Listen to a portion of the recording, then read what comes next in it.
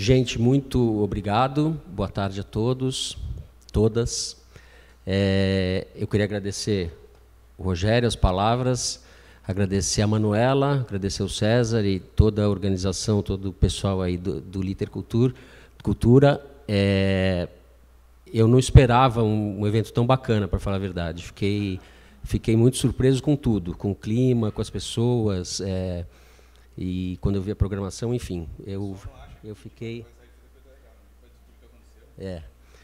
Então, como não estamos aqui com o Toledo e a Thaís, eu vou ter que ler um negócio, que a Manuela me apavorou também, falou, você não vem improvisar tudo, você tem que ler alguma coisa, fazer alguma coisa. Então, eu preparei, espero que não seja muito maçante, não vai ser muito longo, e daí eu acho que a parte mais interessante é a gente conversar mesmo, né, sobre esses assuntos que nos atormentam a todos, né? O país se desmanchou pela política nos últimos anos, então vamos falar um pouco de política. Então, começo.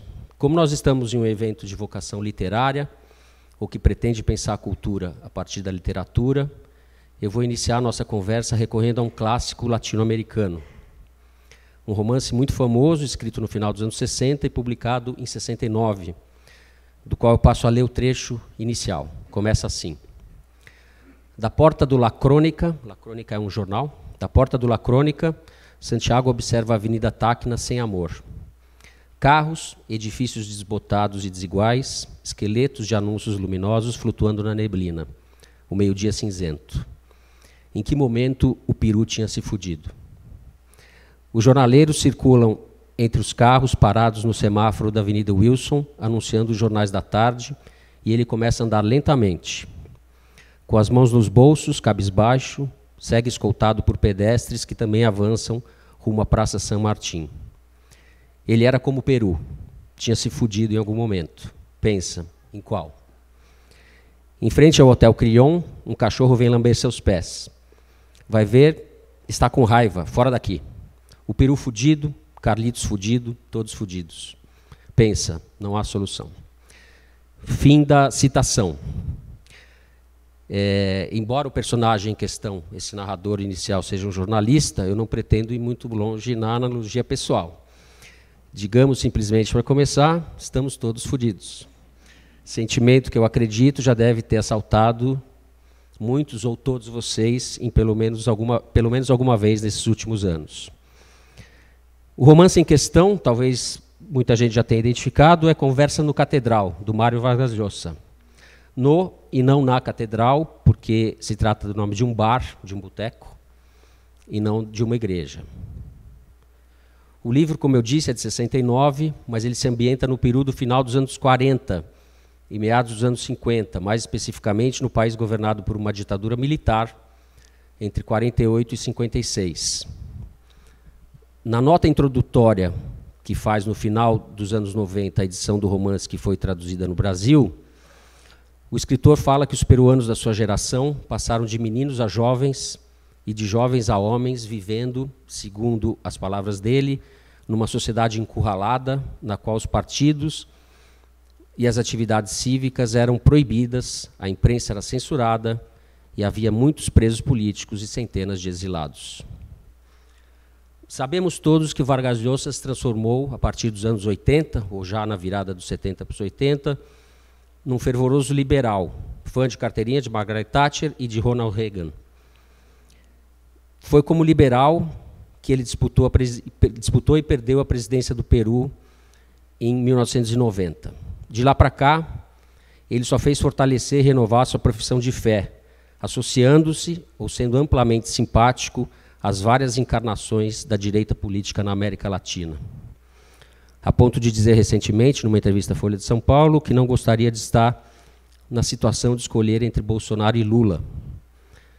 Mas que em Lula, ele fez essa ressalva, ele realmente jamais votaria. É uma frase que nos faz pensar na abertura do Conversa do Catedral. Estamos mesmo todos fodidos. Eu decidi recorrer a esse livro, já antigo, e de um autor que se tornou uma figura tão pouco admirável, pelo menos para mim, porque a pergunta do romance nos fala muito de perto. Em que momento o Peru se fudeu. Na verdade, para além do vocabulário pedestre, o que chama a atenção e torna a pergunta desiludida do protagonista tão viva é a sua pertinência para o Peru, para o Brasil, para a Venezuela, Argentina, o Paraguai, a Colômbia, o Chile, etc. Países que foram marcados por governos autoritários, com participação decisiva dos militares em diferentes momentos ao longo das últimas décadas, e, sobretudo, sociedades que não deram certo. Não cumpriram a promessa, sempre renovada, de vir a ser um país desenvolvido, ou do primeiro mundo, como se dizia. Uma sociedade próspera, menos desigual, capaz de prover vida digna e com sentido, se não para a totalidade, pelo menos para a esmagadora maioria dos seus habitantes. A gente é mais ou menos o contrário disso. É como se essa pergunta sobre o fracasso histórico tivesse que ser atualizada de tempos em tempos, depois de expectativas que vão sendo reiteradamente frustradas, As coisas se passam um pouco como aquele grafite de maio de 68 em Paris. A história não se repete, ela gagueja, que é uma brincadeira com a famosa abertura do 18 Brumário do Marx sobre o golpe de Estado do Luiz Bonaparte. Um dos aspectos que eu gosto da abertura do livro do Vargas Llosa é a alusão à paisagem urbana, como se fosse um espelho ou uma continuidade da desolação interior do personagem. Carros, edifícios desbotados e desiguais, esqueletos de anúncios luminosos flutuando na neblina, um meio-dia cinzento. Essa paisagem, embora se refira a uma avenida de Lima, no Peru, também nos é familiar. Ela sugere, em poucas palavras, uma atmosfera urbana que é típica das cidades mal acabadas, que, assim como a nação sempre frustrada, não deram certo. Por trás desses prédios desbotados em desalinho, construídos segundo a lógica da especulação imobiliária e às vezes abandonados segundo a mesma lógica imediatista, pode-se vislumbrar uma tragédia urbana da qual quase sempre a gente tem pouca consciência. Não sei se essa imagem fala à imaginação de vocês. Curitiba, entre as capitais brasileiras, está muito longe de estar entre as campeãs do desastre urbanístico. E eu sei que tem gente que já vai discordar e falar que Curitiba, na verdade, tem, enfim, mas isso a gente discute. Mas para um paulistano como eu, essa visão cala fundo. A cidade, ela própria aparece como testemunha ou como um organismo vivo ou morto-vivo do progresso truncado, da vida que não deu certo, de uma certa inviabilidade que nos atravessa, como a neblina sobre a qual flutuam esqueletos de anúncios luminosos. Deixa eu beber um gole de água.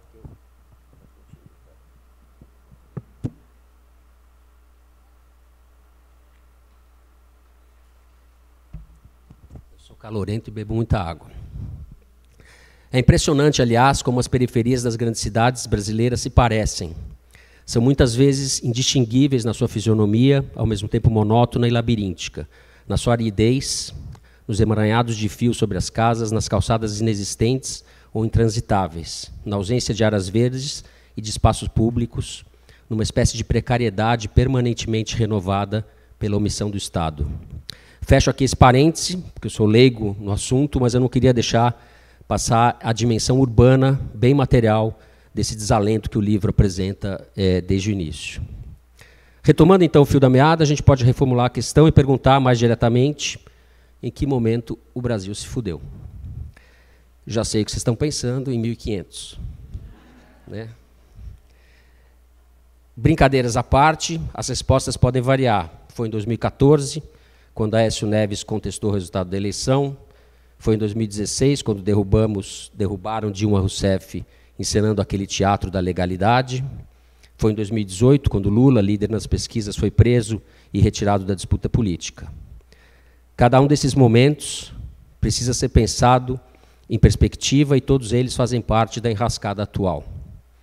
Voltando à pergunta, dificilmente alguém diria que o país descarrilhou em 1988, quando promulgamos a Constituição Cidadã, que declarava ódio e nojo à ditadura. ou em 94, quando o país controlou a hiperinflação e Fernando Henrique foi eleito presidente. Ou ainda em 2002, quando o maior líder operário da história do país foi eleito pela primeira vez, consolidando a redemocratização brasileira. Eu disse que dificilmente alguém diria que a nossa inviabilidade crônica começou em algum desses momentos, mas isso não é verdade, ou não é mais verdade. O consenso democrático entre nós se desfez. Para muitos de vocês, que são jovens, eu estou vendo aqui, a era dourada da democracia brasileira não é uma experiência da vida adulta. Pertence à memória da infância, ou mais ainda, às memórias e relatos familiares. À luz do que nos aconteceu nos últimos anos, podemos e, na verdade, precisamos discutir se a democracia estava, de fato, enraizada no país. Sim e não, acho que é um bom início de resposta. O que parece óbvio é que agora estamos atravessando o abismo na corda bamba. E demoramos muito para perceber isso. Demoramos, aqui eu me refiro ao que costumamos chamar de campo democrático. Apesar de todos os sinais de Bolsonaro, do didatismo com que ele anunciou desde sempre que viria, com que ele anunciou desde sempre a que viria, muitos democratas, com aspas, preferiram apostar numa espécie de pensamento mágico, segundo o qual ele, Bolsonaro, seria domesticado pela presidência, enquadrado pela dinâmica do poder, enfim, que ele não seria tão pavoroso assim. Ocorreu o contrário. Ele é infinitamente pavoroso, ele sempre foi. A milícia que ele encarna e representa chegou ao Palácio do Planalto. Tudo isso transcorreu de forma didática e escancarada, como eu disse. Bolsonaro não blefou, não dissimulou. Ele era exatamente aquilo que anunciava. Lembremos que ele ameaçou metralhar a petralhada durante a campanha de 18. Meses antes disso, a vereadora Marielle Franco, do PSOL, havia sido fuzilada numa emboscada feita por milicianos. O Rio estava sob intervenção militar, chefiada pelo mesmo general Braga Neto, que figura como candidato a vice na chapa da reeleição. Na época, o jornal O Globo aplaudiu em editorial a intervenção e teve a ousadia de escrever que talvez o prazo para que ela acabasse, no final daquele ano, de 2018, fosse insuficiente. Sugeriram claramente que a intervenção deveria ser mais duradoura. Eles atiraram no que viram e acertaram no que não viram. Pensemos no que aconteceu de lá para cá.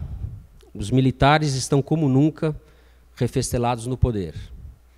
Um general da ativa relapso foi responsável pela gestão mais desastrosa de que tem notícia no Ministério da Saúde. Viramos um case mundial do obscurantismo no combate à pandemia. O ministro da Defesa, por sua vez, outro general, se tornou um garoto de recados do presidente na cruzada contra a credibilidade do sistema eleitoral. Nos dois casos, na gestão da pandemia e na interferência no processo eleitoral, as Forças Armadas se submeteram aos delírios do presidente para serem sócios de condutas criminosas, ponto. Se dependesse da vontade da patota de generais que cerca Bolsonaro, a via do golpe seria trilhada até o fim. Se isso não acontece ou não acontecer, não é por convicções democráticas, é por falta de apoio na opinião pública, por falta de apoio da grande mídia, por falta de apoio suficiente dos senhores do PIB. Tudo isso que eu estou dizendo é sabido, é lugar comum. E para não fugir demais ao tema que foi proposto pela Manuela, eu queria pensar um aspecto que me parece revelador do que significa Bolsonaro desde sempre. Em 2018, vocês devem lembrar, um dos slogans de campanha dele era "É melhor já ir se acostumando". Eu escrevi num pequeno texto publicado pela Piauí naquela época como aquilo soava para mim. Retomo um pouco o argumento. Os slogans de campanha são rótulos, mas costumam carregar uma espécie de significado latente, como se fossem cifras ou imagens condensadas daquilo que o candidato será depois de eleito. É como se anunciassem pelo avesso, no seu esforço concentrado, de difundir uma ilusão, a verdade escondida de um determinado político, assim que ele alcança o poder. Tome-se, por exemplo, O Caçador de Marajás. Acho que pouca gente vai saber, todo mundo sabe. É tão antigo já, né? Tome-se, por exemplo, o Caçador de Marajás, pelo qual Fernando Collor fez sua fama em 1989. Com um pouco de imaginação, é possível dizer que naquela promessa de combate aos privilégios encastelados na burocracia estatal, já estava embutido o desmantelamento do Estado, patrocinado a seguir. O ímpeto aventureiro do candidato caçador se traduziu em golpes cegos contra a inflação, para logo se converter numa espécie de ridículo bonapartista e descambar em bravatas contra os setores organizados da sociedade e na avacalhação das instituições. Da mesma forma, o Lulinha Paz e Amor, de 2002, se ilumina se for pensado como uma antecipação da conciliação de classes promovida pelo PT em sua primeira encarnação no poder. Mas não só isso. O uso do diminutivo do apelido acompanhado pelo Paz e Amor, algo tão carinhoso, acolhedor e aconchegante, apontava também para a acomodação de Lula e do PT ao jogo da política como ela é. Ou seja, para a adesão à fisiologia e à roubança público-privada que desde sempre pautou o modus operandi do Estado brasileiro. Sem medo de ser feliz também era isso, e não só a promessa de inclusão social que em parte se realizou. Voltemos então a Bolsonaro. No caso dele, as coisas são mais rudimentares e explícitas. Não há ambiguidades, não há nenhum enigma a ser decifrado. É melhor já ir se acostumando, é um slogan intimidador. E ponto final, como ele gosta de dizer. O slogan não se dirige aos adeptos e simpatizantes do candidato, ele tampouco tenta conquistar novos adeptos. Ele apenas manda um recado aos que ainda não entenderam o que vai acontecer. Numa leitura mais inocente, o bordão equivaleria ao "vocês vão ter que me engolir". Foi o Zagallo, eu acho que disse isso, né? Seria apenas um desabafo ressentido diante de uma legião de críticos, mas que se esgotaria no plano retórico. Numa leitura mais realista, o slogan evoca algo como as palavras de ordem da PM paulista ao invadir o pavilhão 9 do Carandiru e fuzilar 111 presos. A morte chegou. Era isso o que os policiais gritavam em coro antes de disparar contra as celas indiscriminadamente. É melhor já ir se acostumando, significa a morte chegou. A gente pode pensar também no Brasil, acima de tudo, Deus acima de todos. Já foi dito que esse bordão emula o bordão do nazismo, o que faz sentido, mas não se trata só disso. O Deus acima de tudo anuncia a mais feroz investida do Estado laico, investida contra o Estado laico que nós já vivemos. A captura da religiosidade popular para a promoção de um projeto de poder autoritário em todos os sentidos. Este é um drama do Brasil atual e um desafio para a esquerda e para o campo progressista, de modo geral. Mas eu queria concluir pensando na primeira perna desse slogan, o Brasil acima de tudo. Aquilo que o nacionalismo retórico, o nacionalismo retórico serve não apenas para esconder as divisões sociais e o fato de que governar é arbitrar interesses e conflitos. Serve também, de maneira cifrada, como uma espécie de anúncio triunfal de que desistimos dessa coisa de ser uma nação. O bolsonarismo é, antes de tudo isso, uma desistência. A desistência de sermos um país como projeto de poder. Não existem os brasileiros, existem patriotas e os inimigos da pátria. Não existem brasileiros, existem o rebanho de Deus e os infiéis. A gente poderia ir adiante. Não existe política de segurança pública, existem cidadãos armados. Não existe Amazônia, existem áreas a serem exploradas. Também não existem leis de trânsito, mas o direito do cidadão de bem de acelerar. O Brasil, acima de tudo, é a consagração do pega para capar, a lei do mais forte como política de Estado. Quando o Bolsonaro diz Brasil acima de tudo, Deus acima de todos, eu penso no título daquele filme do Werner Herzog, cineasta alemão. Cada um por si e Deus contra todos. Era isso para começar.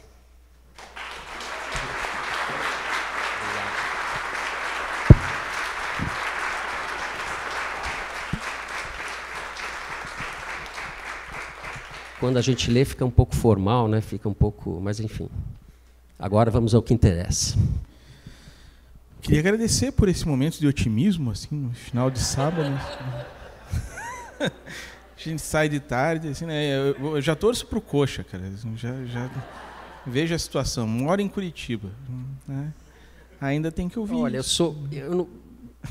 praticamente eu não sou pessimista, assim, mas para pensar, eu acho que a gente sempre se beneficia de um certo pessimismo. É bom. E o Brasil, como eu tentei dizer, ele dá combustível para que a gente pense assim, né? Porque essa promessa reiterada de que agora vai dar certo, e a minha geração, viveu a redemocratização muito intensamente, e os períodos do governo Fernando Henrique, o primeiro impeachment do Collor, o governo Fernando Henrique, o governo Lula, parecia que alguma coisa mais ou menos decente estava se configurando no horizonte. E o revés de meados da década passada em diante, até a gente chegar onde a gente chegou, é muito brutal, né? A gente, às vezes, tem que dimensionar de novo isso, porque é muito difícil de... Então, aí, um pessimismo, eu acho, com lastro na realidade, talvez. Não, é aquela história, né? Quem está otimista a essa altura é porque não entendeu o que está acontecendo, né? A gente, por outro lado, assim, só para a gente não ficar, né, nesse clima mais dark, assim, a gente tem, né, um momento agora em que as coisas podem ou caminhar para o alçapão que vem depois do fundo do poço, ou talvez as coisas comecem a melhorar, né? Queria saber, e não estou falando só do resultado da eleição, né, mas de tudo que acompanha isso, né? A gente pode, talvez, caminhar para uma reconciliação nacional, ou talvez, pelo contrário, a gente tenha uma situação absolutamente fratricida, né, em que dois campos que não conversam chegam a um limite e, como diz o presidente, né, que já que a gente está estando tanto ele, né, a corda estoura, né, depois de tanto forçar para um lado e para o outro. Queria saber se você, depois dessa leitura pessimista, e que eu acho muito razoável, do nosso passado recente, se você consegue, em alguma medida, ter uma visão pessimista, uma visão otimista, para o que talvez venha a acontecer daqui para frente, ou a desgraça continua? Assim, você... Eu não sei dizer, assim, como todos, a gente não tem muita segurança a respeito do que vai acontecer no dia 7 de setembro, por exemplo, né? Uma parte da imprensa, às vezes, fala que o Bolsonaro recuou, que ele está mais não sei o que lá. Isso tudo é balela, a gente sabe que isso é balela, porque a natureza dele, a vocação dele, o sentido do governo dele é esse que eu tentei descrever um pouco. O Lula é favorito, ainda. Ainda eu espero, acho que o Bolsonaro vem crescendo um pouco, e esses 30% que ele tem, eu acho que são significativos, muito significativos do que é a sociedade brasileira, ou que foi destampado, né? O André Singer, cientista político, usou uma imagem boa uma vez num artigo, dizendo que é uma pasta, que nem um tubo de pasta de dente. Você tira para fora, depois como é que você põe a pasta de novo no tubo? Não põe. Então a gente vai ter que dar um jeito de tirar essa pasta do caminho, mas a gente não vai conseguir pôr ela no tubo. O que eu quero dizer com isso? Qualquer que seja o desfecho, pensando num desfecho trágico para o Brasil, é a reeleição do Bolsonaro. E a gente sabe que esse fenômeno autoritário, que chamam de populista, muitas pessoas, ele tem especificidades em cada país, mas ele é um fenômeno mundial, é uma onda mundial, né? E no segundo mandato é que esses governos autoritários costumam realizar o seu projeto, né? Fechando instituições, tirando verba, fechando jornais ou estrangulando jornais e pondo amigos. boicotando a universidade, preenchendo cargos no judiciário, etc. Tem um governo desse tipo do Bolsonaro no segundo mandato faria um estrago, Amazônia, enfim. Você pode pensar em todas as educação, vamos pensar em cultura. Seria trágico demais. Eu acho que daí seria uma coisa que a perspectiva do Brasil a médio prazo muda realmente. Posso estar sendo muito pessimista, talvez. Espero que os mais jovens não concordem comigo, totalmente, pelo menos. No caso de uma vitória do Lula, que eu acho que é o que está posto, não existe outra candidatura, só um evento muito transcendente. Deixa eu fazer um parêntese aqui. Se o Lula ganhar, ele assume, você acha? Acho que sim, mas isso também, só o fato de você me perguntar isso já mostra o tamanho do problema. Eu não sei. Eu acho que sim, assume, mas o tamanho do estrago, o custo disso, eu conversei outro dia com algumas pessoas do PT que me diziam da preocupação da diplomação, que tem lá, depois do cara eleito, é em dezembro, né, que está marcado. E não sei por quais circunstâncias estavam preocupados com esse evento. Ou seja, a gente entrou num ambiente político muito envenenado e perigoso. O Lula está andando com um colete à prova de balas e tal, e acho que demorou para tomar essas providências, porque esse risco existe hoje no Brasil. Eu não estou fazendo alarmismo, a gente está vendo, né? Então, eu acho que assume, e como eu tentei dizer, muitas forças que apoiaram Bolsonaro e foram decisivas em 2018 desembarcaram, não todas, né? E por isso eu acho que digamos assim, esse plano do golpe vai acabar sendo frustrado. A gente não sabe a que preço. Isso pode ter um preço muito alto. Eu já vou me antecipar um pouco aqui, não sei.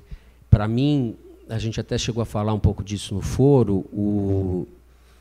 A forma como o William Bonner fez a introdução da entrevista foi muito significativa. Spoiler. Ele falou, o senhor não deve nada à justiça. As sentenças contra o senhor, ele falou, foram anuladas. Ele fez com muita clareza, aquilo é um meia-culpa, e aquilo foi, sabendo como funciona o Jornal Nacional, como funciona todo o jornalismo da Globo, mas o Jornal Nacional, cada palavra é medida do que eles falam. Aquilo é muito... Estou falando uma obviedade, né, mas é um recado da família para o processo político.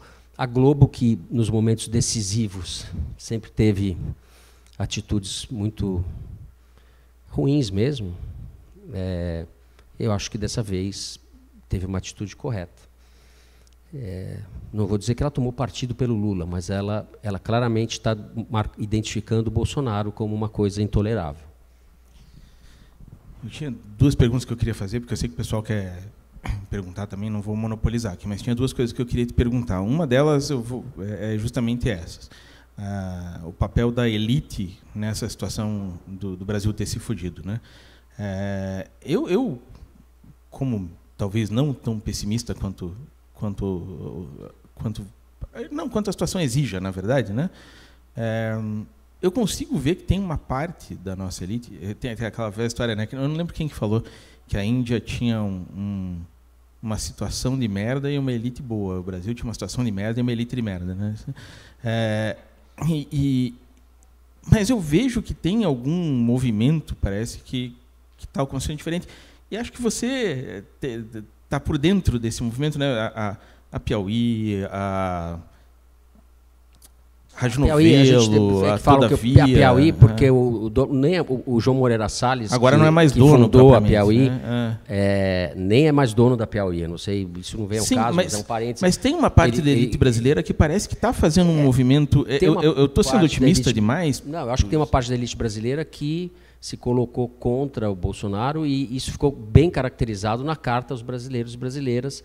Aquilo foi importante, eu acho, principalmente porque foi uma manifestação da elite, a começar pelo Lago São Francisco, mas foi lá o Hermínio Fraga, etc. Não só, eu achei o melhor discurso o da menina que preside o centro acadêmico lá, eu esqueci o nome dela, gente, desculpa, não queria esquecer o nome justamente dela, mas ela fez um discurso brilhante sobre democracia substantiva, que a democracia é muito mais do que a gente só ir votar, do que ter direitos. Isso tudo é muito importante.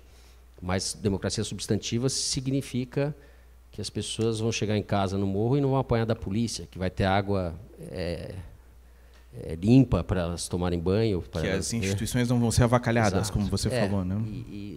Porque a democracia substantiva chegou muito para a população pobre do Brasil. O que significa direitos humanos? Quando você mora numa favela, que a polícia chega lá e mata 30. O que significa direitos humanos para essas pessoas? Nada. Né? Pedindo para avisar aqui, eu vou fazer mais uma pergunta, mas que a gente tem papeizinhos, a organização está com papeizinhos para quem quiser fazer perguntas, é só levantar a mão que alguém vai levar o papel até vocês. Eu acho que eu fui muito pessimista, tudo, e ficou um silêncio, uma coisa assim, a gente esperava outra coisa, falar assim, opa, Toledo. Não, mas é que está todo mundo ansioso aqui.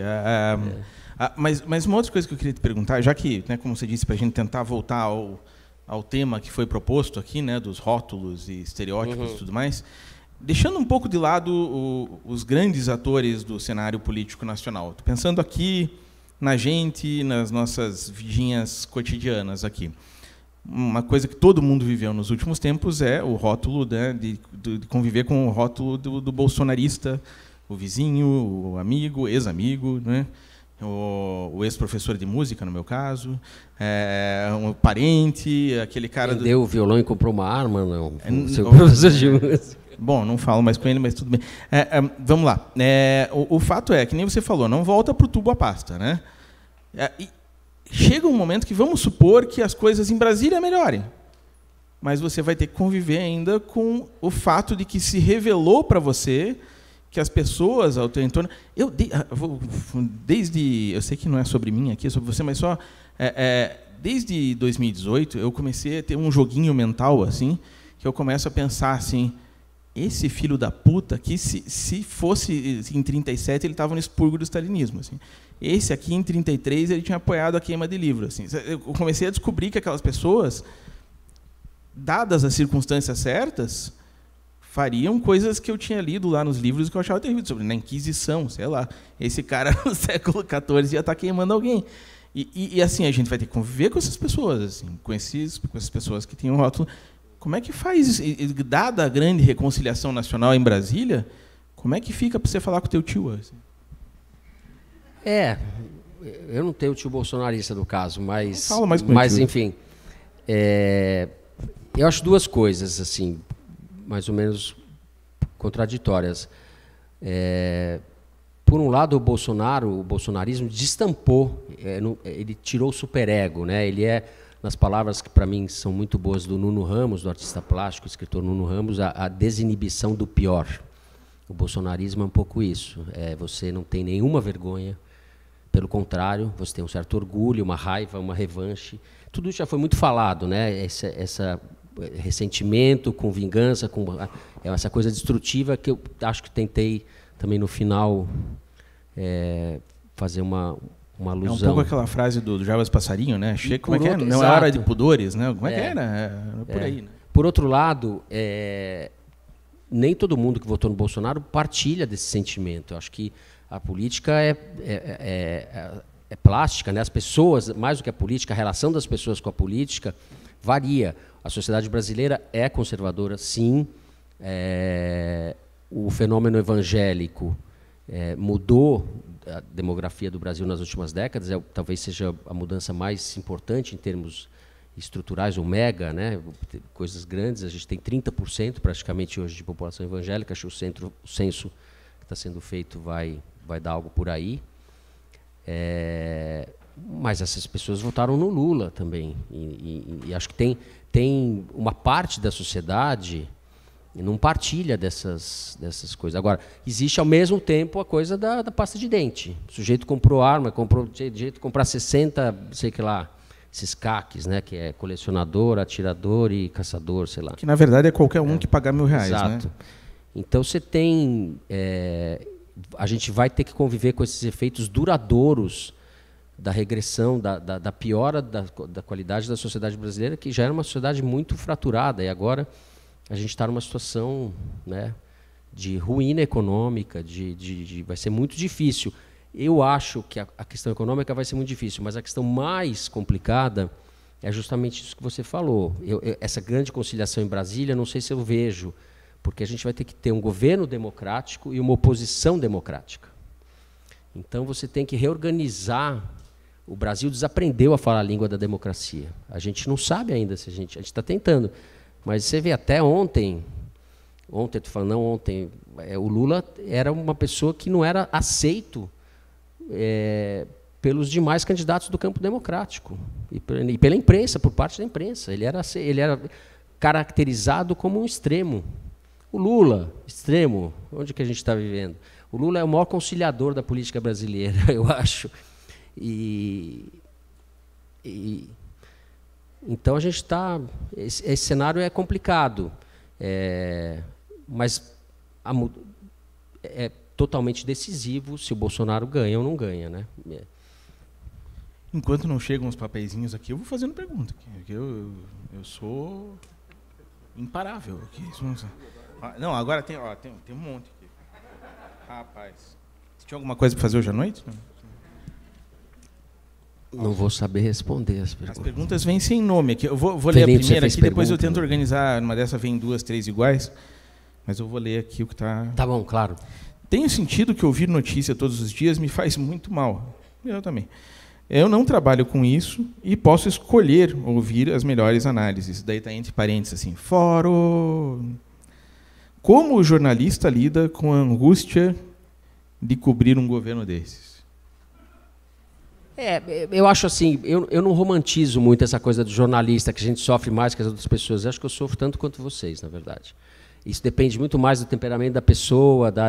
É claro que a gente tem a obrigação de estar todo dia, mas às vezes essa obrigação ela pode ser tóxica, exaustiva, às vezes exaure a gente, mas pode ser também uma via de escape. Toda semana eu estou falando as merdas lá que eu quero. Então, você tem...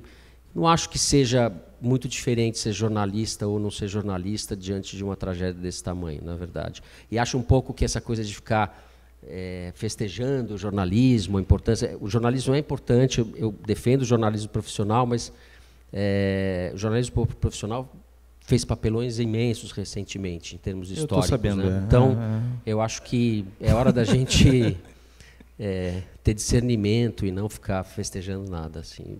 Eu não me sinto mais... Pode festejar o Foro de Teresina. Peraí. Eu não me sinto mais afetado do que vocês. Aliás, tem uma pergunta aqui que era justamente sobre a imprensa, então vamos lá. O que a imprensa e os jornalistas devem e não devem fazer para contribuir para o fortalecimento da democracia? E essa está assinada, Gabriela Freire. Pô, Gabriela, que difícil essa aqui. Eu acho que os jornalistas devem tentar falar a verdade. É um pouco óbvio isso, mas...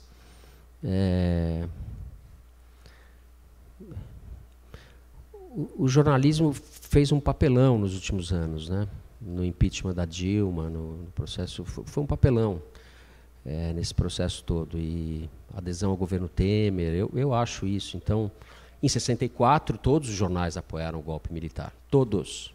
Os importantes, estou falando, né?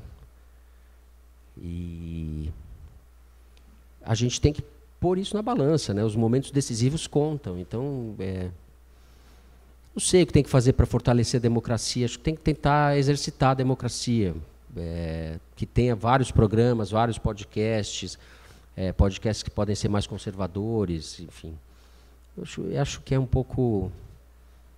Eu não tenho receita, na verdade. Tem 2 perguntas sobre militares aqui. Uma pergunta sobre se você acha que os militares atuais lembram que a administração da ditadura nos anos 80 faliu o país. E uma outra pergunta que eu não vou achar agora aqui, mas basicamente dizia que o Brasil não puniu os militares no final da ditadura e está perguntando que papel isso teve nisso que a gente vive hoje e se essas pessoas que hoje cometeram, enfim, crimes, infrações de todo tipo, se a gente vai conseguir puni-las ou não. Eu acho, a primeira pergunta, eu acho que os militares lembram totalmente, não só lembram, como nunca deixaram de tratar o golpe de 64 como uma revolução ou uma contra-revolução, um movimento, seja lá que nome fake, né, o nome eles queiram dar. Então, eles lembram muito bem, e o general Heleno, por exemplo, não sei se todos sabem, que é o ministro do Gabinete de Segurança Institucional, era ajudante de ordens, começando a sua carreira na década de 70, do Silvio Frota, que era o general do Exército, em 77, que tentou dar o golpe no Geisel, endureceu o regime, era a pior ala dos militares do Exército. O Silvio Frota perdeu a batalha e a redemocratização, do jeito que o Geisel havia arquitetado, foi adiante, mas aquele foi um momento muito sensível. E o jovem general Heleno já estava do lado errado desde aquela época. Ele era ajudante de ordens do Silvio Frota. Você sabia que o Heleno morou com o Roberto Requião, nosso senador aqui? Opa, não sabia disso. Não é assim? Os dois, quando eram crianças, moraram juntos. Como que era esse encontro, esse café da manhã? Não, mas os dois eram crianças. Tá. Assim, eram, é? E a segunda parte, qual que era? Se a ausência da punição na anistia...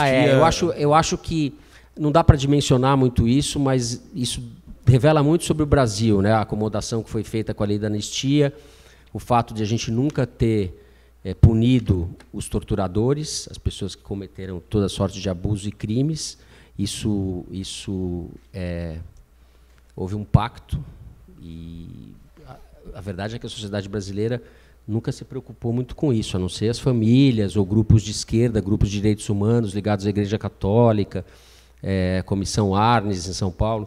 São movimentos muito importantes, mas que são minoritários, que nunca conseguiram mobilizar a sociedade brasileira como um todo. Existe um livro que saiu recentemente da jornalista Natália Viana, não sei se vocês conhecem, da Agência Pública, chama Dano Colateral. É um livro muito bom, que ela trata um pouco do reingresso dos militares na política. Ela vai desde a Constituição de 88, para mostrar como o famoso artigo 142 foi uma quebra de braço, tal, que os militares acabaram fazendo prevalecer a versão que eles queriam da lei, que deixava aquela ambiguidade. E ela retoma um pouco a partir do governo, já no governo Dilma, a reação dos militares à Comissão da Verdade. A Comissão da Verdade que avançou muito pouco, mas que era vista como os militares como uma afronta, uma coisa descabida, um revanchismo, etc. Então a gente nunca fez esse e não vai fazer, né? Não vai fazer, porque se o Lula, imagina se o Lula e o Alckmin ganham, se ele vai mexer nisso, não vai, né? Eu acho até que ele nem deve, a essa altura do campeonato, mexer nisso, porque a gente está numa situação tão... Melhor parte da entrevista do Jornal Nacional, na minha opinião, foi a hora que o Lula falou: precisa ver como esse Alckmin é esperto, hein? Ali é duro saber quem é mais esperto. O Lula também. Aliás, faltou uma pergunta sobre os militares, né, na entrevista. Isso acho faltou que realmente... muita coisa, né? Mas faltou muita coisa, né? Mas a questão dos militares é muito central, né? Muito central. Tem uma pergunta aqui que a gente faz as nossas perguntas nesse formato, né, mais jornalístico, e que às vezes a pergunta está aqui mesmo, assim, no resto do chão aqui.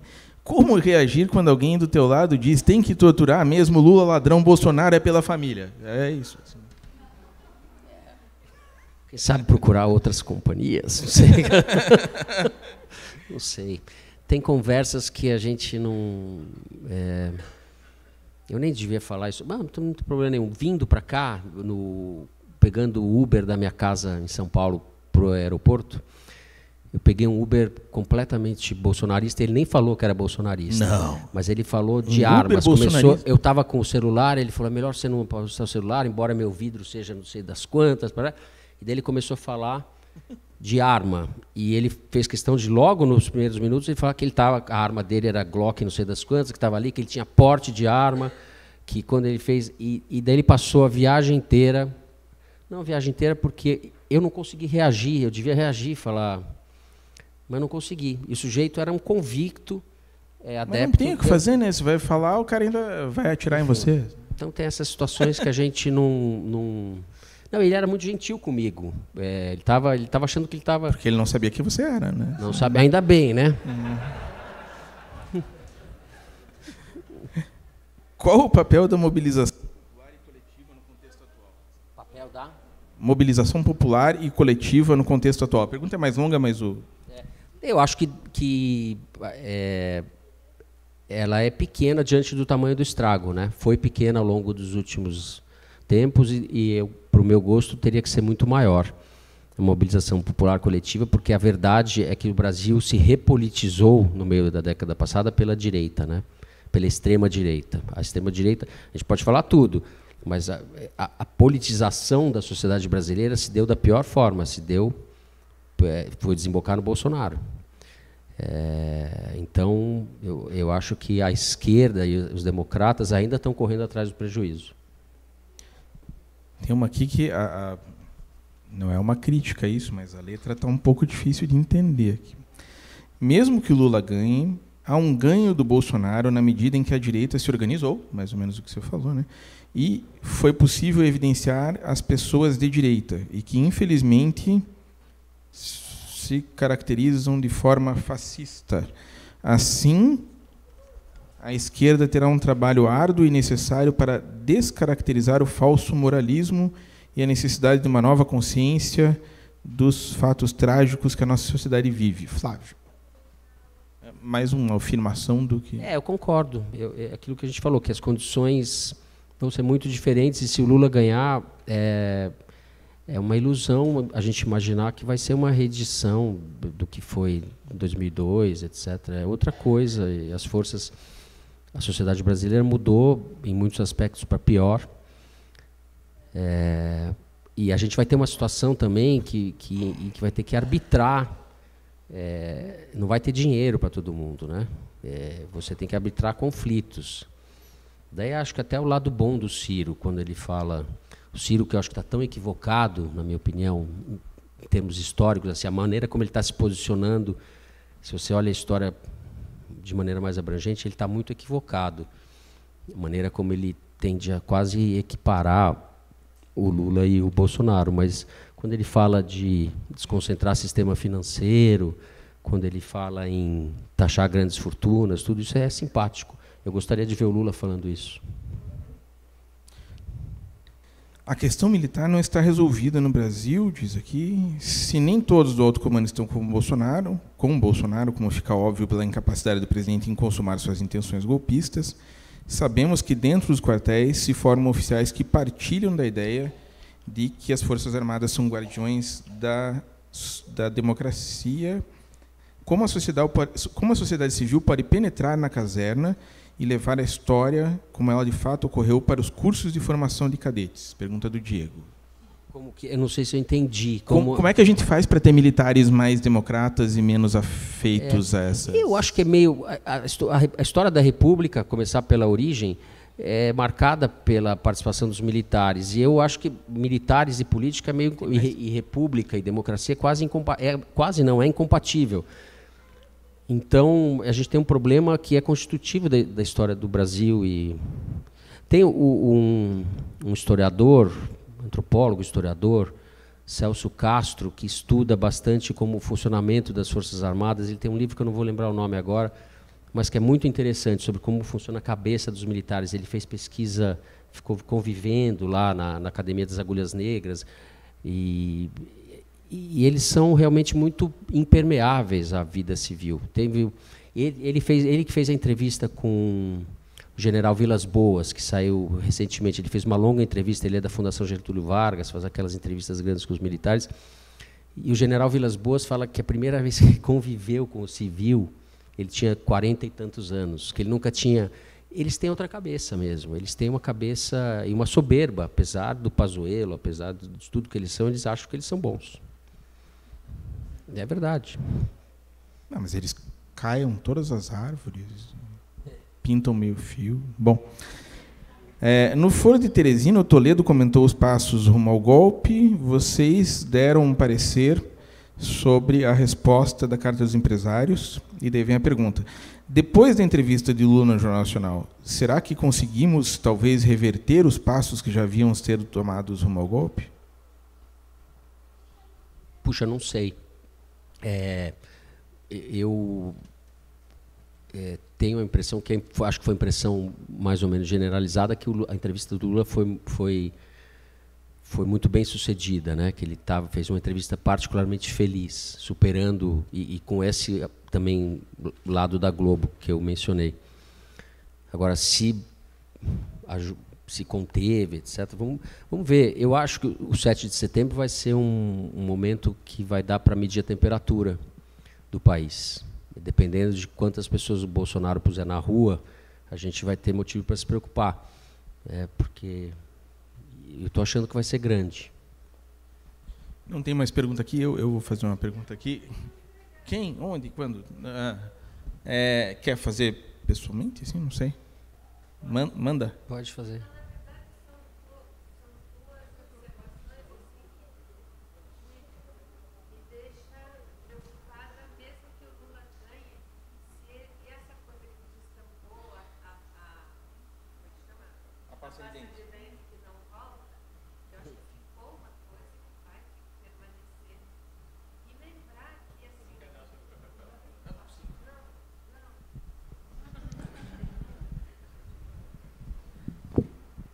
E lembrar que a mesma elite que você citou, que foi no ato e assinou no 11 de agosto, né, lá essa mesma elite saiu em defesa dos empresários logo após essa... Gente, está faltando palavra. Mas essa assim, troca do WhatsApp dos empresários? Não. Isso. Quando o ministro mandou invadir, todo mundo saiu em defesa deles. Quer dizer, não foi todo mundo? Assim. Não foi tão... Muito. A FIEP, inclusive. Enfim, são contradições. Eu não sei qual foi eu tive a impressão que não foi uma defesa tão abrangente assim dos grupos. Muitas pessoas questionaram a legalidade da medida do Alexandre de Moraes, né? Porque era uma conversa, é um grupo privado, tal, e a impressão é que o Alexandre de Moraes tinha, o inquérito é fechado, né? Não é sigiloso, mas é que ele tinha mais elementos para tomar aquela medida de pedir quebra de sigilo, etc. E não tinha. A gente não sabe, né? Talvez ele tenha. A Folha disse outro dia que não teve. A Folha afirma, uma matéria que bastante assertiva, embora na base do a Folha apurou, não, só tem off na matéria. Então, enfim, não estou duvidando da apuração da Folha, não, mas não tem uma prova. Assim, pelo menos, se o repórter leu o inquérito, acho que não leu, acho que ele conversou com as pessoas, posso estar enganado, mas acho que ele não leu. A gente não sabe ainda. Mas como que vai ser, quer dizer, como você pensa que isso vai se acomodar no caso de Lula ganhar, entendeu? Como é que vai ser o ano que vem, quando a panela vai estar destampada e ele não vai poder fazer muita coisa num primeiro ano? É isso. Não sei como vai ser. Não sei como vai ser. Eu só sei que vai ser complicado. Ao mesmo tempo, uma vitória bastante enfática, assim, uma vitória com autoridade e tal, ela cria um movimento, né? Não estou falando que vai ser fácil, mas cria um movimento. Pode ser... As pessoas estavam animadas com a entrevista do Lula no meu bairro, lá em Santa Cecília, em São Paulo, tinha panelaço, as pessoas gritando, aí tinha os bolsonaristas, tal, teve uma guerra parecia Montec e Capuleto lá teve um negócio assim. Então, talvez, né, Montec e Capuleto seja um exemplo bem, você pensando no que acontece no fim da peça. Bom, tem mais uma pergunta aqui. Eu não sei se alguém da organização me diz quando eu tenho que parar aqui também. Né?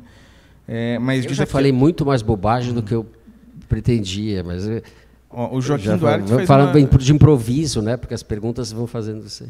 O Joaquim Duarte faz uma pergunta que eu acho bem interessante. Você concorda que, paradoxalmente, um dos catalisadores do bolsonarismo foi a má gestão econômica dos 2 últimos governos petistas, assim como a inabilidade de Dilma em se relacionar com o parlamento?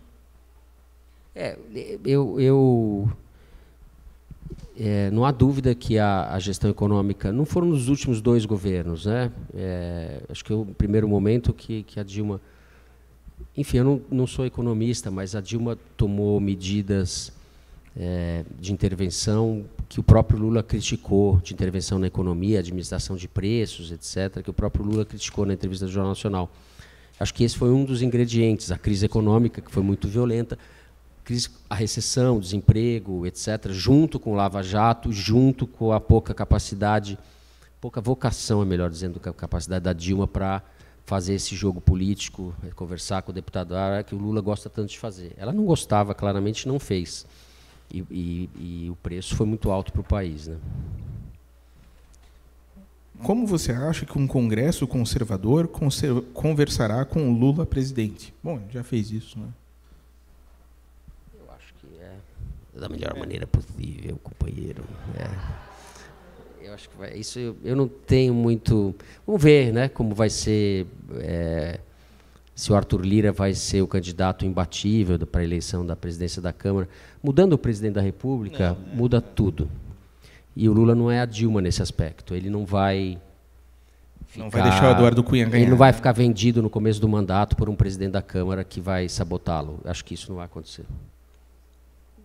Se eu fosse apostar, eu diria que isso não vai acontecer. Vai botar a companheira Gleice para ser presidente. Isso. Não sei se tem perguntas da plateia aí. Não? Eu queria, além de dizer para as pessoas para ler o plural e ouvir o Foro de Teresina, você tem mais algum recado? Não, está acabando? Não, eu só tenho que minuto final. Eu não sei, na verdade, assim, eu só queria agradecer muito a presença de vocês, agradecer vocês todos. Dizendo que tem meia hora ainda. Tem meia hora? Você assinou um contrato. Então, assim, não assinei, mas está valendo. Mas está divertido.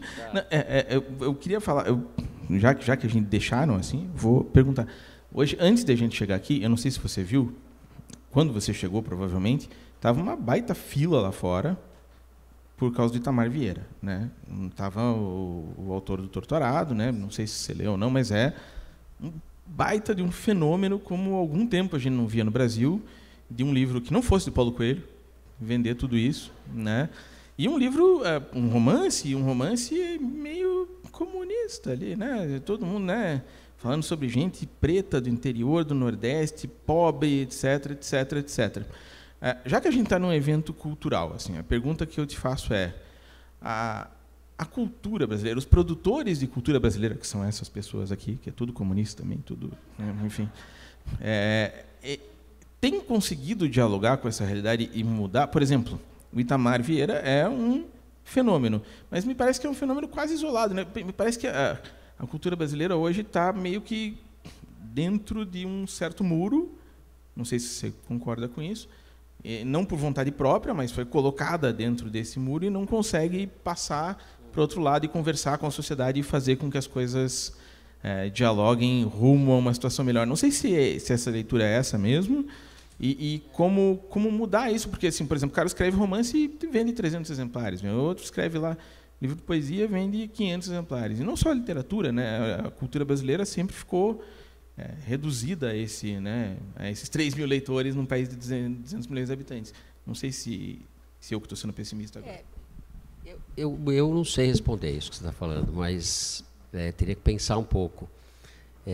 Primeiro, a coisa do Itamar é uma alegria ser um escritor com esse reconhecimento, um livro de muita qualidade e ter uma fila. É uma alegria. Ela vai querer me matar aqui, mas tem outra escritora aqui que vai falar amanhã, que é a Marlene Felinto, que vai lançar um livro de contos. E eu recomendo vivamente, porque ela é uma baita escritora. E então, porrada, né? Não acho que a literatura esteja tão rebaixada assim, tão desprezada. Eu acho, pelo contrário, existe um mercado, existe interesse, existe demanda.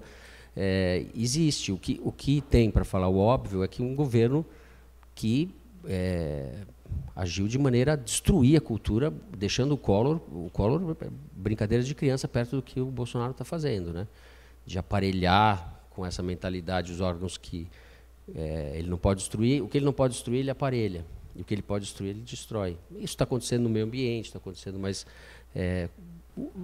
mudando um governo, isso tende eu acho que a mudança aí nessa área é rápida, ao contrário de outras que vai ser mais lento. Mas, por outro lado, pensando do lado otimista, já imaginou o presidente Lula eleito entregando o Camões para o Chico Buarque de janeiro do ano que vem? Seria um símbolo bonito, hein? Sim. O Chico Buarque falou uma ótima frase, né? Quando ele disse que o Bolsonaro não reconheceu, não quis assinar, porque o presidente tinha que assinar pelas coisas, né? Pelos protocolos. E ele disse que o Bolsonaro não ter assinado foi como se ele tivesse ganhado o Camões 2 vezes. Mas o próximo presidente talvez assine, olha aí, né? Por que a maioria dos políticos e a imprensa falam ou analisam tão pouco sobre cultura e artes? Pergunta Jô Brasca. Não sei também. Se bem que a Piauí é uma exceção nesse caso, né? Não dá para falar isso da Piauí. Eu posso falar mais da Piauí, da minha gestão. A verdade é que a política sempre prevaleceu na Piauí em relação à cultura. Não porque a gente não tenha feito matérias de cultura, a gente fez, mas eu acho que não fez com a mesma eficiência mesmo. Eu acho que existe o jornalismo cultural nos últimos anos perdeu um pouco o pé, né? Difícil de claro que tem muita iniciativa bacana, mas a cultura se diversificou demais. Daí tem o dado fundamentalmente positivo disso, que é uma visibilidade muito maior das culturas que está se produzindo nas periferias. Enfim, existe realmente aí uma força que vem da periferia para o centro, que é um dado muito positivo isso. A gente não sabe como é que isso onde vai parar, mas já está produzindo muitos resultados bacanas. Mas no caso da Piauí, voltando, a revista ela saiu do gueto pelos perfis políticos, né? Ela era uma revista de algum prestígio, alguma curiosidade no meio jornalístico, e ela conseguiu mudar de patamar do ponto de vista de interesse dos leitores pela política mais do que pela cultura. É uma falha. Assim, uma coisa, não é fácil cobrir cultura. Eu sei, aqui né, trazendo para a nossa realidade aqui, o Plural basicamente é o único caderno de cultura aqui de Curitiba. Uhum. E é impressionante, sim, porque a gente tem muita gente que se interessa, mas as matérias têm uma leitura muito menor do que, por exemplo, matérias de política. Né? Eu sei do que você está falando. Mas eu acho que no caso da Piauí você está sendo quase assim, modesto demais, porque o trabalho de cultura que vocês fazem é o mais legal do Brasil, assim, isso certamente. E falando, já que a gente está aqui, entramos na área da puxação de saco, assim, eu queria falar sobre o foro. Não é à toa que essas pessoas todas estão aqui, que eu sou teu fã e todo mundo porque o trabalho de vocês é muito legal. A primeira pergunta que eu tinha que fazer sobre o foro é: quem deu esse nome maravilhoso? Você sabe que eu acho que fui eu. Mas a gente estava conversando lá, porque era brincadeira com o Foro de São Paulo, né, como uma revista. Mas foi uns brainstorms daquele que a gente faz, e saiu. Falaram que fui eu, mas eu achava que tinha sido Toledo.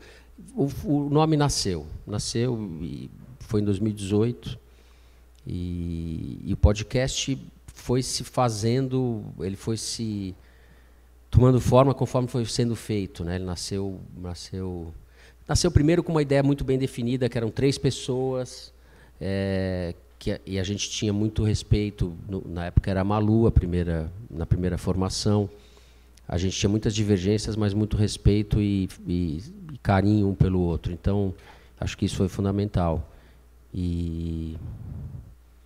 Bom, é isso. Também não sei quantos vocês querem saber da cozinha do forno. Você falou de saída do gueto, no caso da Piauí, né? Sim. Que ou furar a bolha, como está mais, né, na moda falar.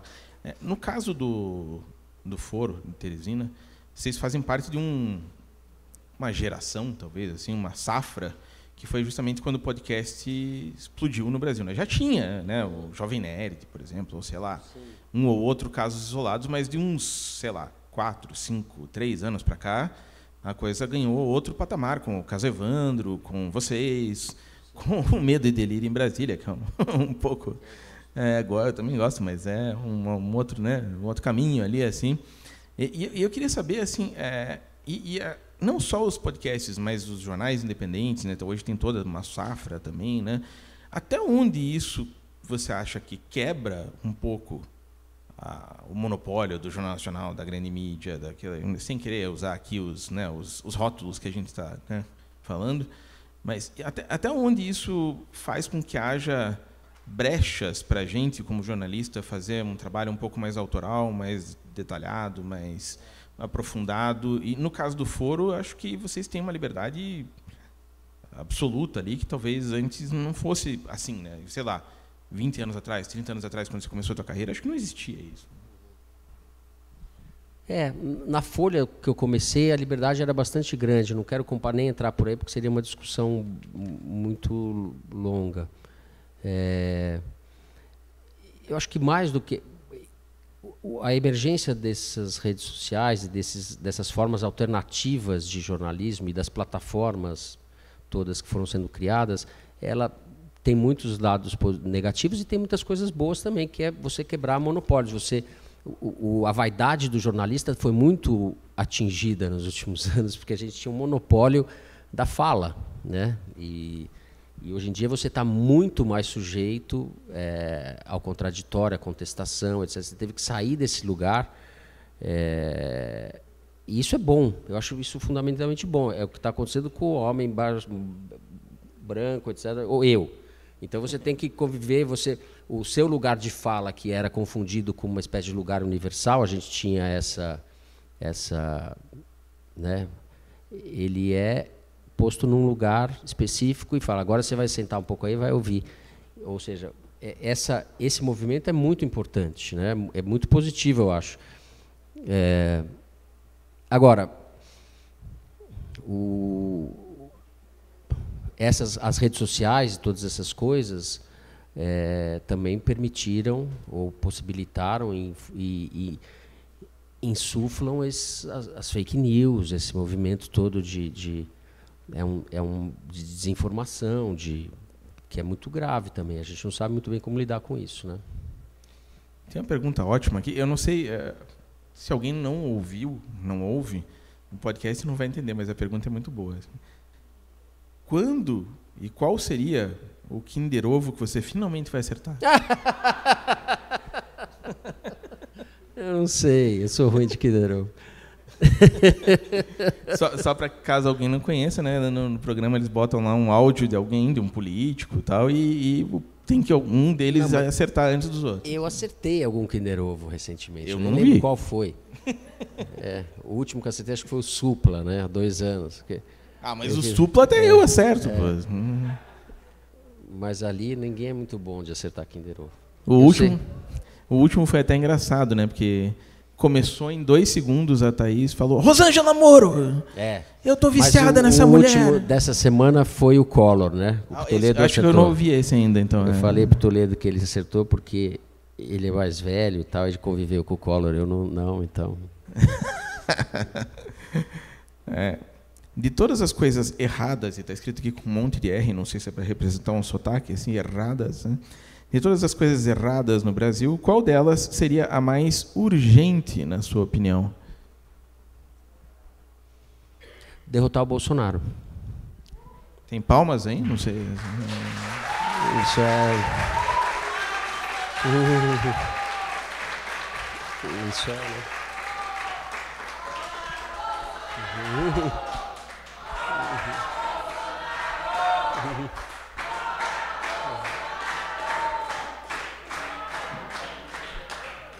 Eu ouvi um amém aí, assim. Acho que não tem dúvida quanto a isso, né? Tem a situação do Coxa também, mas enfim, isso eu acho que está nas nossas mãos, assim. A gente vai. Você torce para algum time que não está arriscado? Vamos pular esse capítulo, que pro meu lado não está muito bom também. Já se arriscou demais falando do Lula, que não vai falar de futebol. Fala um pouco sobre como funciona o novo formato econômico da Piauí. Puxa, eu vou falar de maneira geral.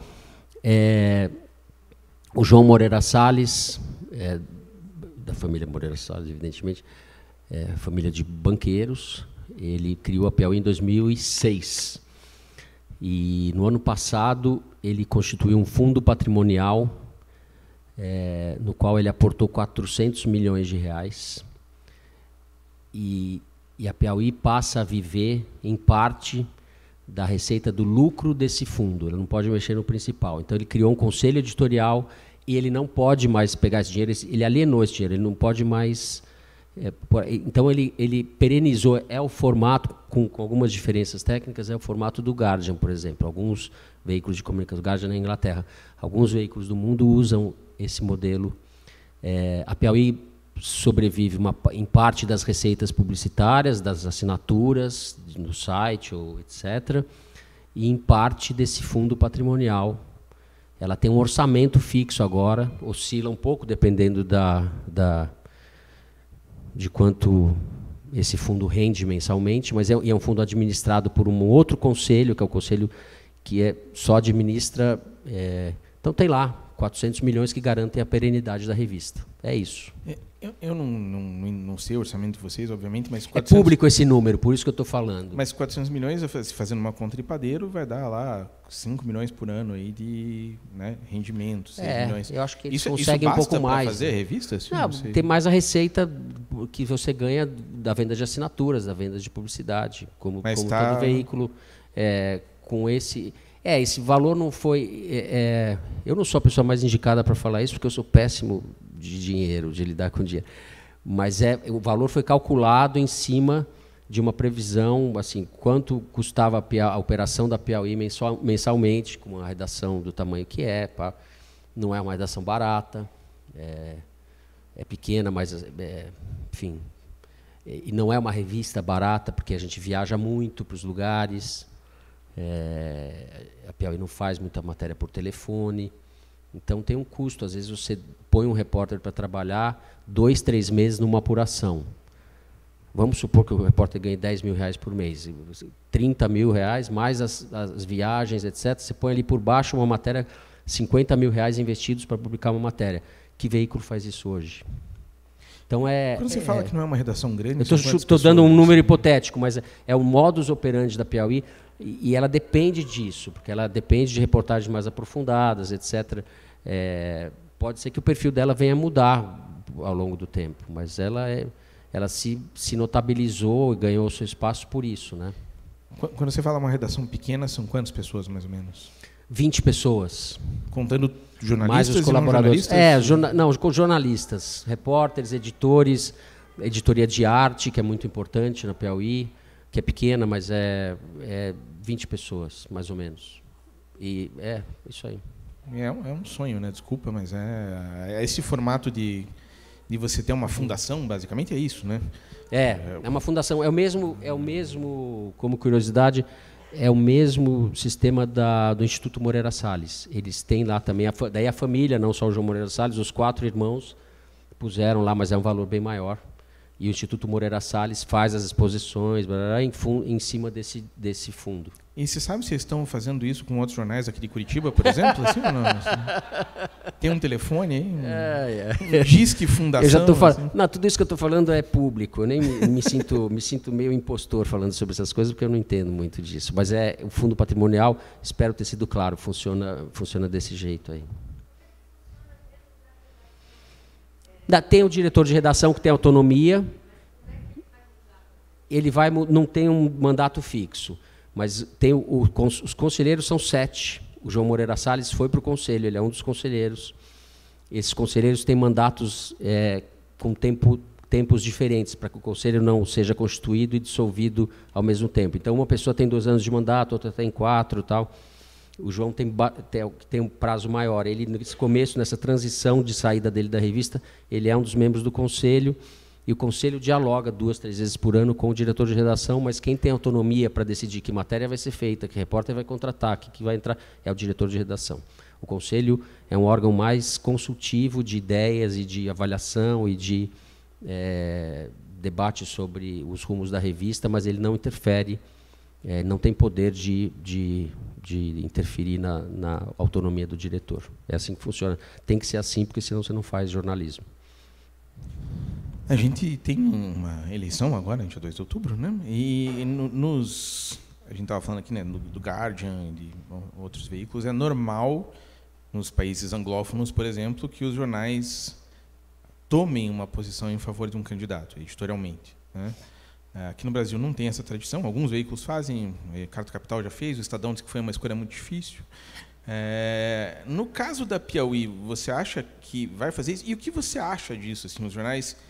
Eu por exemplo, estou com um dilema na cabeça até onde eu devo fazer isso. O que você diria? Assim, eu estou pedindo conselho. Puxa, a pergunta é boa, mas é complexo. Eu não sei o que a Piauí vai fazer. Eu não sou o diretor da revista há mais de 2 anos. Mas você a revista não tem essa tradição ao longo dos anos. Na prática já está feita, né? Não adesão a um candidato, mas digamos assim, você se colocar intransigentemente contra o presidente atual. Por esse não dá. Eu acho que isso está posto. Eu acho que os jornais deveriam fazer isso também, nesse momento. Acho que não vão fazer. Estão fazendo mais ou menos, mas não vão fazer. Eu vejo, por exemplo, a fórmula da Folha, do apartidarismo, pluralismo, tal, essas palavras que eles repetem como mantra desde a década de 80 e que foram muito importantes durante muito tempo. Isso, de certa forma, daí, com grão de sal, que tem que caducou, porque para ter tudo isso precisa ter democracia, né? Então, se você finge que o Bolsonaro é um candidato, entre outros, normal e tudo bem, ganhe quem ganhar, é um erro, eu acho. Só sem querer, mas você, pessoalmente, nesse momento... Não me ponha nessa situação, eu não posso falar em nome da revista porque não estou dizendo da Piauí, é chato com o diretor atual. Isso não estou dizendo da Piauí, mas você acha que sim, os jornais em geral deveriam fazer mais claramente essa posição, como a Piauí fez, de que com o Bolsonaro não dá? Eu acho, as pessoas não são obrigadas a apoiar o Lula. Acho que os jornais não são obrigados, podem ter preferência por... Agora, dizer que é uma escolha difícil entre o Lula e o Bolsonaro, aí eu acho que a gente está no fundo do poço. Eu acho. Alguém tem mais uma última pergunta? Já me avisaram aqui que a gente está nos últimos minutos, nos estertores aqui do... Alguém? Só para eu fingir que sou democrático? Senão eu faço eu mesmo. É verdade, inclusive me disseram que você vem... mas ele descobriu que eu transferi o título e venho votar no Moro. Mas você tem 2 opções, você pode transferir o título para cá e votar no Moro, ou ficar lá e votar na Rosângela. Eu acompanho o Paraná muito superficialmente, não me sinto habilitado para falar nada que vai interessar vocês. Acho que é isso, não? Só vou te dizer que o governador, e praticamente reeleito, é bolsonarista. Viu? Eu sei. Enfim, só tinha que dizer isso. E o outro morou com o Heleno. É essa a situação. Eu sei. Gente, acho que estamos já nesse final. Você tem alguma mensagem final, além de ouçam o foro? Eu queria agradecer aí o carinho, a paciência de vocês. Foi muito bom para mim. Espero que tenha sido para vocês também. Uma salva de palmas aí, por favor.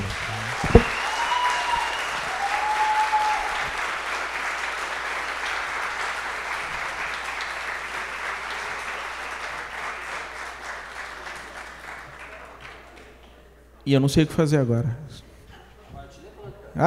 Beleza. Tem isso.